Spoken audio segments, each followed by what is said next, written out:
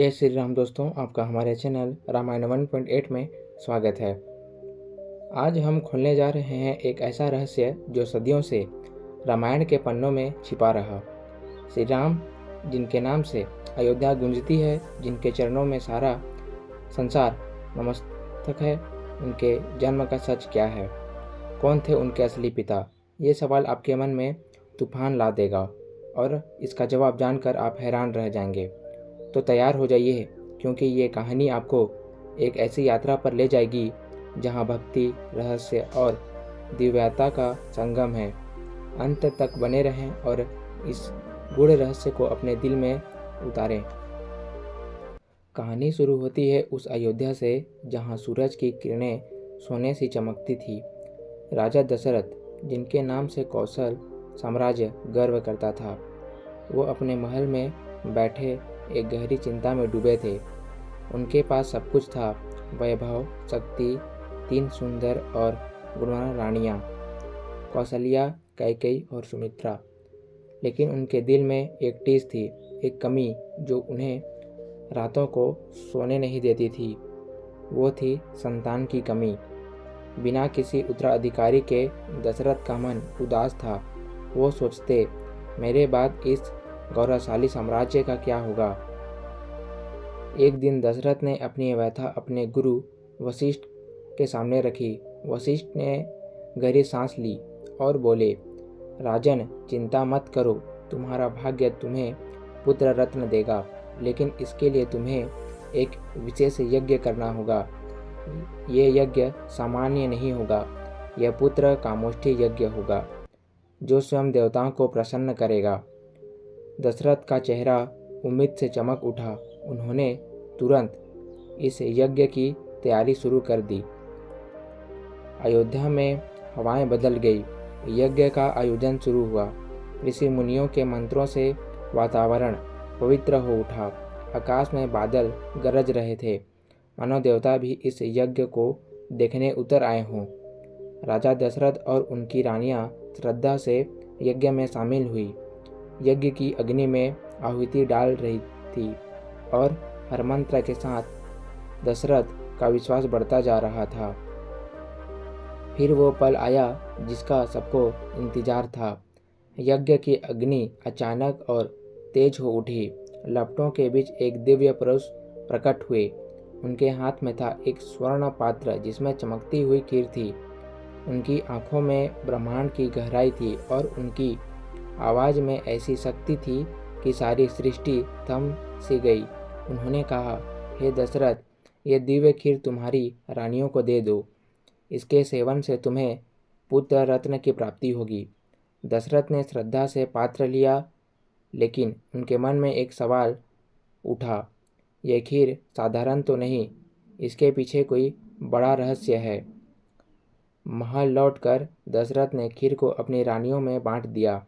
कौशल्या को सबसे बड़ा हिस्सा, फिर कैकेयी को और बाकी सुमित्रा को। रानियां खीर का सेवन करते ही एक अजीब सी शांति और शक्ति महसूस करने लगी। लेकिन दोस्तों, ये खीर कोई साधारण खीर नहीं थी। इसके पीछे एक शक्ति थी जिसने श्री राम जैसे अवतारी पुरुष को धरती पर लाने का मार्ग प्रशस्त किया। समय बीतता है और अयोध्या में खुशियां की लहर दौड़ गई।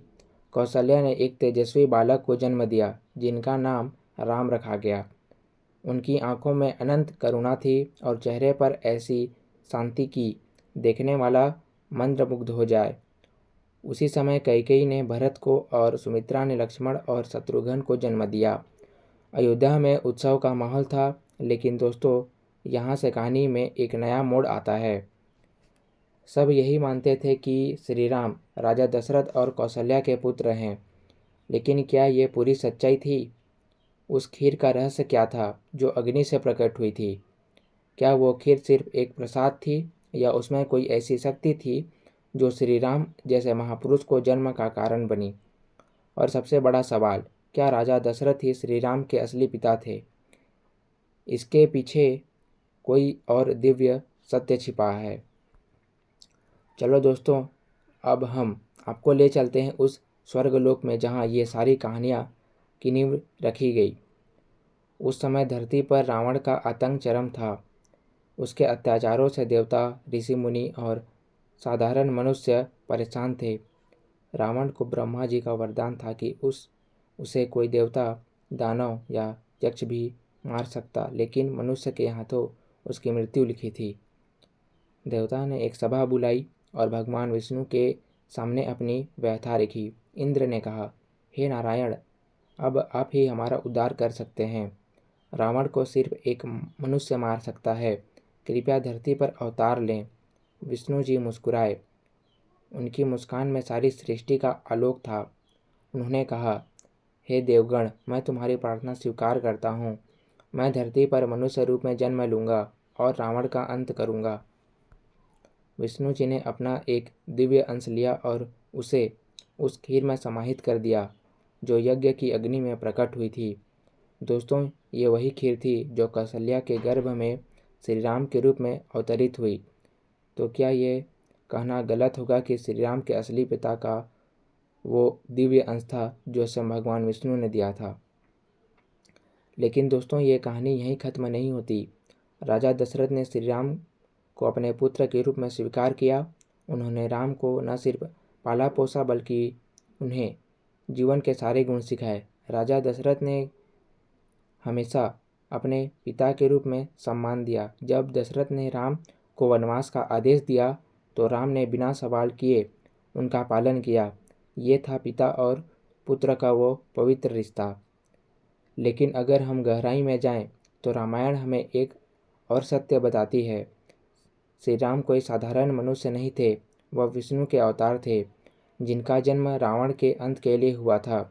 उस खीर में विष्णु का वो दिव्य अंश था जिसने कौशल्या के गर्भ में राम का जन्म दिया। तो क्या यह सच नहीं कि श्री राम के जन्म का असली कारण वह दैत्य शक्ति थी जो स्वर्ग से धरती पर उतरी थी? दोस्तों, अब तक आप समझ चुके होंगे कि श्री राम का जन्म कोई साधारण घटना नहीं थी। ये एक दैवीय योजना थी जिसमें स्वर्ग और धरती दोनों शामिल थे। उस घर का रहस्य, वो यज्ञ, वो अग्नि से प्रकट हुआ पुरुष, सब कुछ एक बड़े उद्देश्य का हिस्सा था। श्री राम का जन्म सिर्फ दशरथ और कौशल्या के पुत्र के रूप में ही नहीं हुआ, बल्कि वो धरती को रावण के अत्याचारों से मुक्त करने आए थे। लेकिन दोस्तों, इस रहस्य का असली मतलब क्या है? ये हमें सिखाता है कि श्री राम का जीवन सिर्फ एक कहानी नहीं बल्कि एक प्रेरणा है। चाहे वो पिता के प्रति आज्ञाकारी पुत्र बने, सीता जी के प्रति समर्पित पति, या रावण जैसे अधर्मी का अंत करने वाला योद्धा, राम हर रूप में हमें मर्यादा और धर्म का पाठ पढ़ाते हैं। उनके जन्म का रहस्य हमें यह बताता है कि हर बड़े कार्य के पीछे एक दैवीय शक्ति होती है जो हमें सही रास्ता दिखाती है। तो दोस्तों, ये था श्री राम के जन्म का वो गहरा रहस्य जो शायद आपने पहले कभी नहीं सुना। क्या ये सच आपके मन को छू गया? क्या आप भी हैरान हैं ये जानकर कि श्री राम का जन्म एक दैवीय संकल्प का हिस्सा था? उनके चरणों में अपनी श्रद्धा अर्पित कीजिए और इस कहानी को अपने दिल में बसाइए। जय श्री राम दोस्तों। तो दोस्तों, कैसी लगी आपको ये कहानी? कमेंट सेक्शन में ज़रूर बताएं और हमारे चैनल को